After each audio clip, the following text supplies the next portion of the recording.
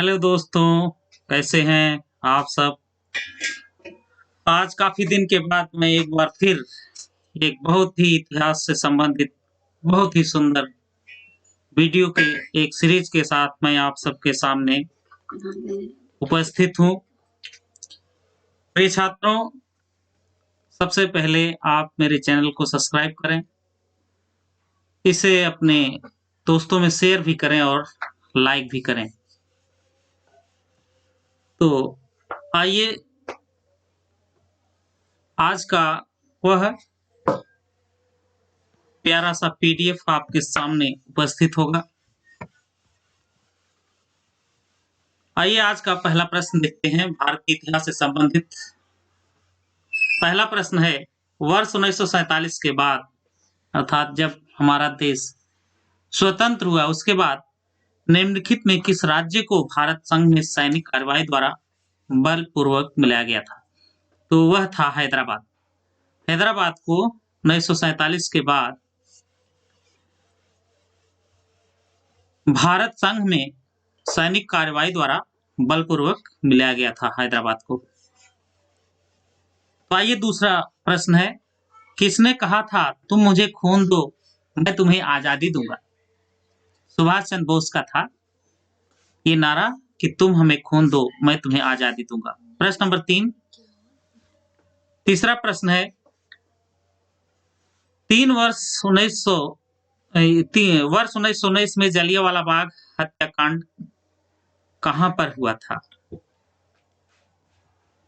तो जलियांवाला बाग हत्याकांड 13 अप्रैल 1919 को अमृतसर, एक पंजाब का जिला है, वहीं जलियांवाला बाग की घटना घटी थी और जनरल डायर के द्वारा आदेश दिए जाने पर बहुत अधिक संख्या में नरसंहार हुआ था।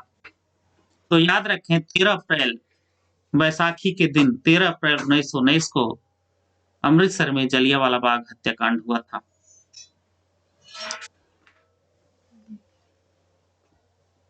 आज का अगला प्रश्न है चौथा, नमक सत्याग्रह किस ईस्वी में प्रारंभ हुआ था? 1930 में।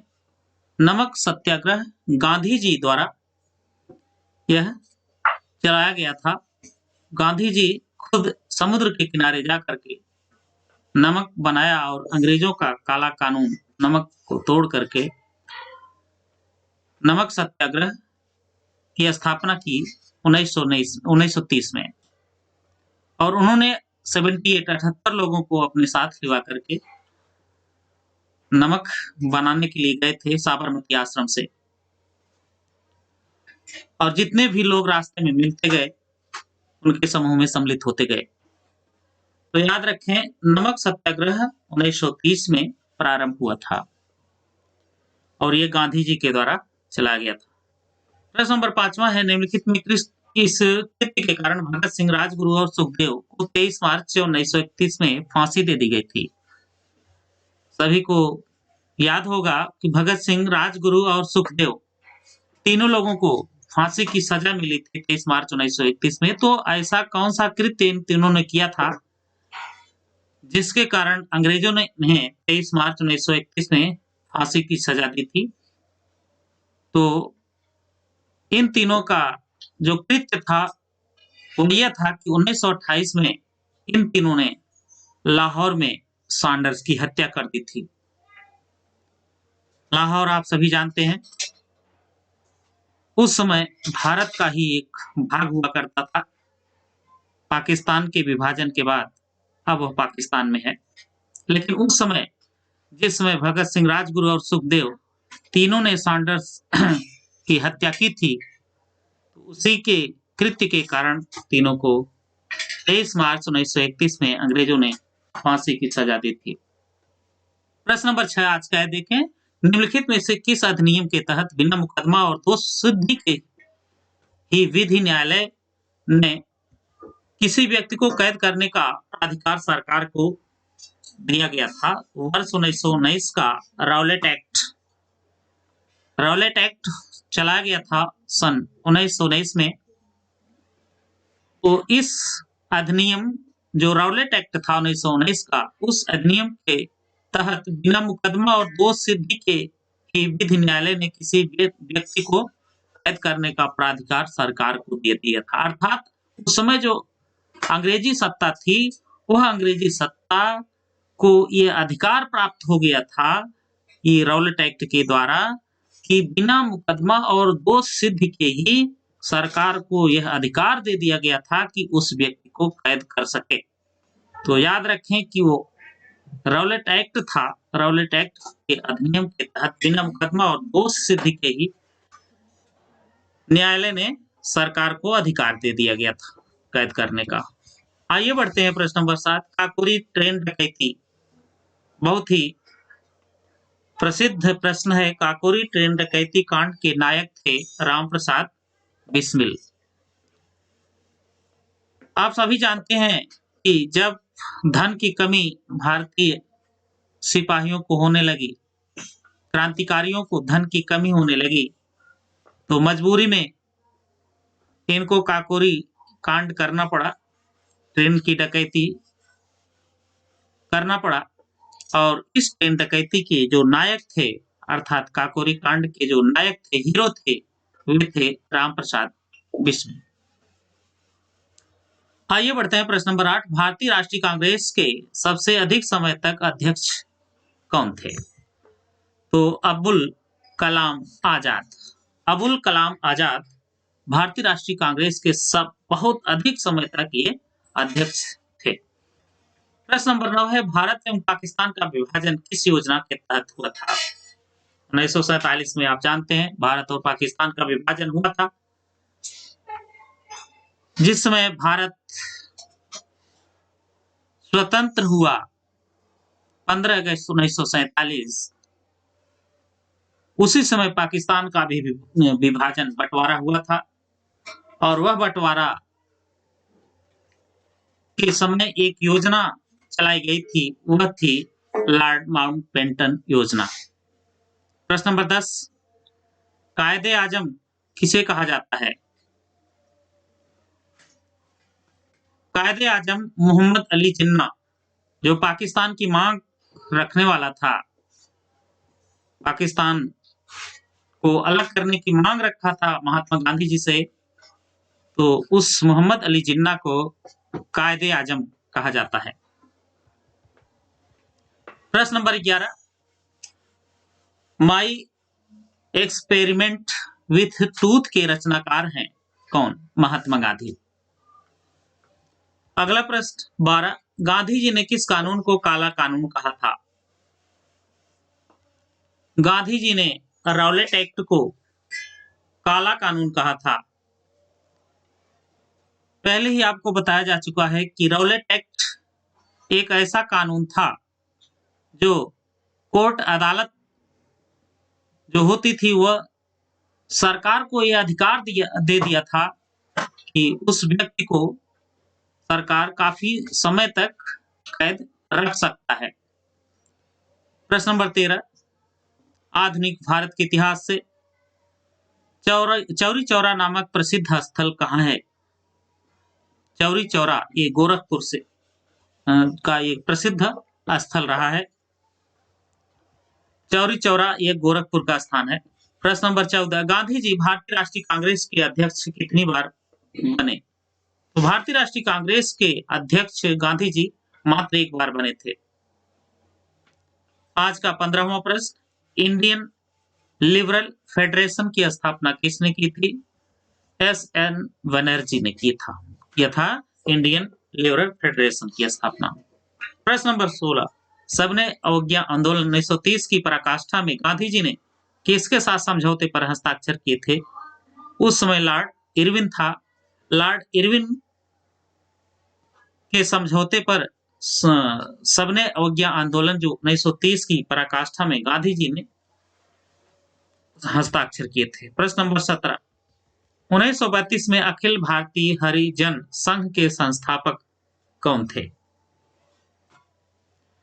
1932 में अखिल भारतीय हरिजन संघ की जो स्थापना किया था, वो किया था महात्मा गांधी ने। हरिजन संघ की स्थापना महात्मा गांधी ने की थी। प्रश्न नंबर अगला है, कहां 21 अक्टूबर 1943 को स्वतंत्र भारत की आजाद हिंद सरकार की घोषणा की गई थी सिंगापुर में। सिंगापुर में 1943 को स्वतंत्र भारत की आजाद हिंद सरकार की घोषणा की गई थी। प्रश्न नंबर 19, भारतीय स्वतंत्रता संग्राम के दौरान साइमन कमीशन की नियुक्ति किस उद्देश्य के लिए हुई थी?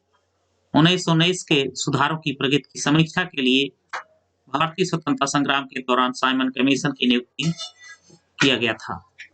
मार्ले मिंटो सुधार, इसे मार्ले मिंटो सुधार के नाम से भी जाना जाता था।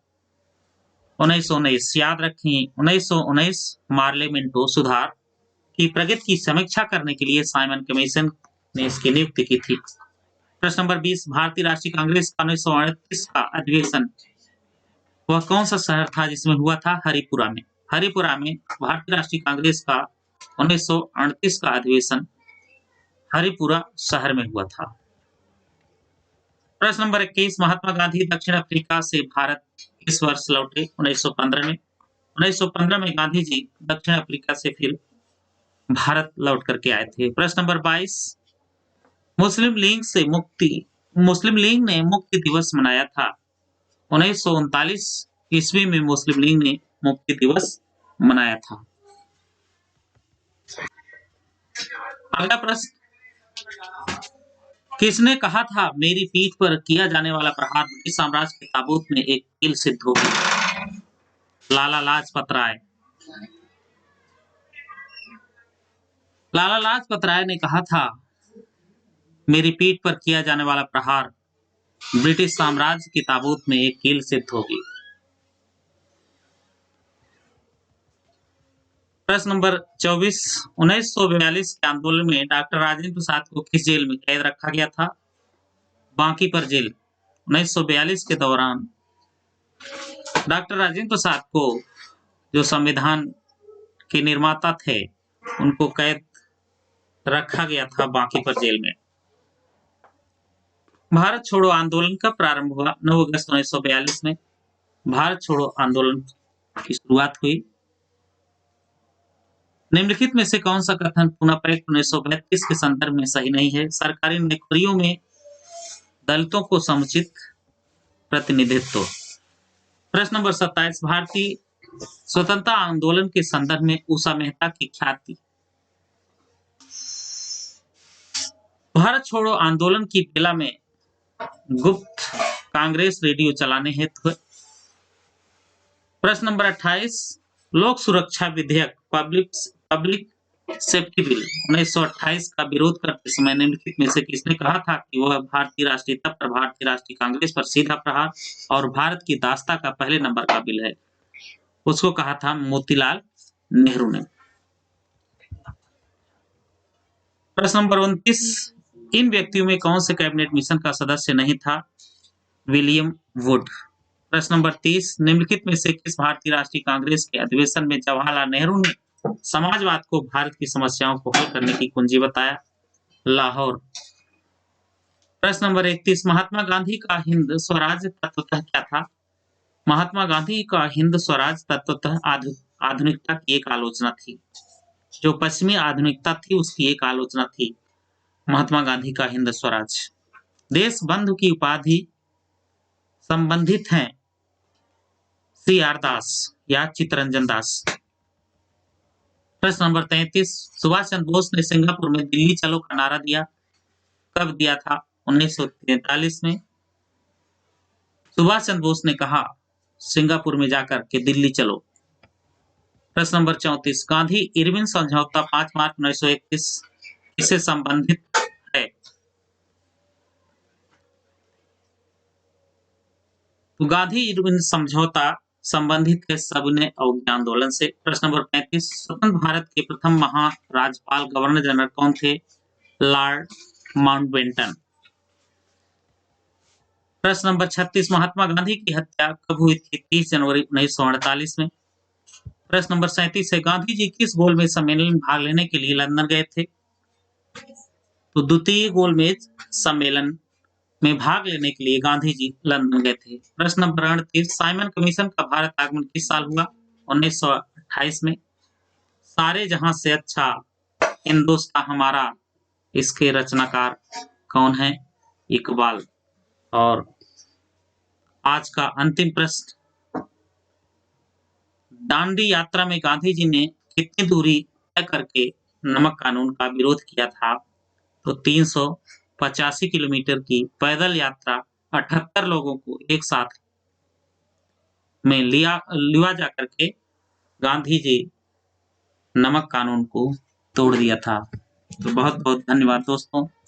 हमारे चैनल को सब्सक्राइब करें, लाइक करें तथा अपने दोस्तों में शेयर करें, ताकि जितने भी वीडियो डाले जाएं उसका वीडियो आपके लिए बहुत ही उत्तम। धन्यवाद।